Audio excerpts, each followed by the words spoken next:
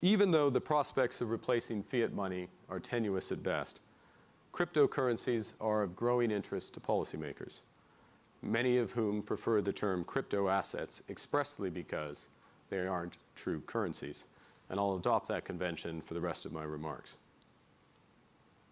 Crypto assets raise a host of issues around consumer and investor protection, market integrity, money laundering, terrorism financing, tax evasion, and the circumvention of capital controls and international sanctions.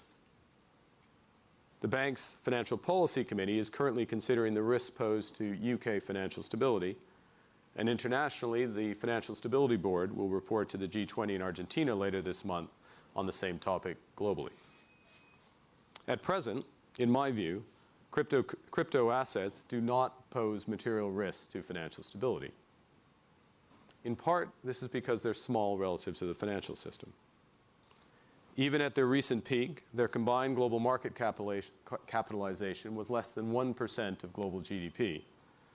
In comparison, at the height of the dot-com mania, the valuation of technology stocks were a third of global GDP.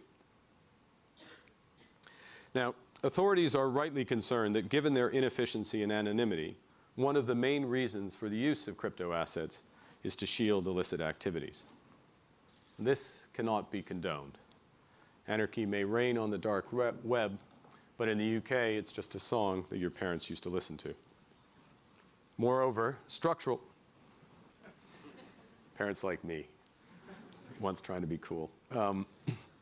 Moreover, structural vulnerabilities in cryptocurrencies mean that they're inherently risky, with extreme price volatility and poor market liquidity due to fragmented markets and highly concentrated holdings, which in turn facilitate manipulation and misconduct. These vulnerabilities are compounded by operational and technological weaknesses, as evidenced by a series of major crypto asset heists.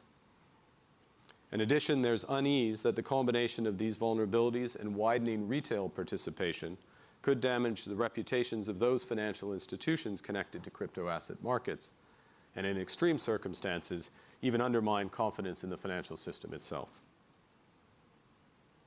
So authorities need to make some decisions. They need to decide whether to isolate, to regulate, or to integrate crypto assets into the financial system. A few jurisdictions have banned them outright, and some, most prominently China, have sealed them off from the core of their financial system. If widely adopted, however, isolation risks foregoing potentially major opportunities from the development of the underlying technologies. A better path, I'd suggest, would be to regulate elements of the cryptocurrency ecosystem to combat those illicit activities, promote market integrity, and protect the safety and soundness of the financial system. Indeed, the time has come to hold the crypto asset ecosystem to the same standards as the rest of the financial system.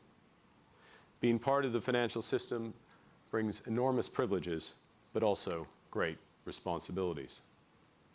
And in this spirit, the EU and the US are requiring crypto asset exchanges to meet the same anti-money laundering standards and counterterrorism standards as other financial institutions. And conduct and market regulators are considering how to classify crypto assets in order to determine the appropriate level and type of investor protections. In my view, holding crypto asset exchanges to the same rigorous standards as those that trade securities would address a major underlap in the regulatory approach. And as the SEC and here in the UK, the FCA have argued forcefully, so-called initial coin offerings will not be allowed to use semantics to avoid securities laws designed to protect investors, retail investors in particular.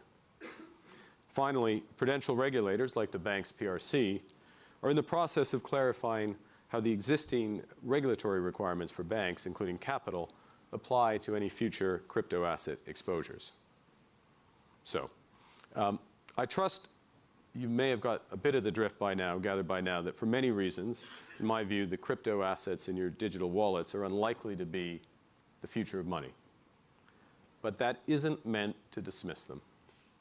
Their core technology is already having a major impact, and bringing crypto assets into the regulatory tent could potentially catalyze innovations to better serve the public.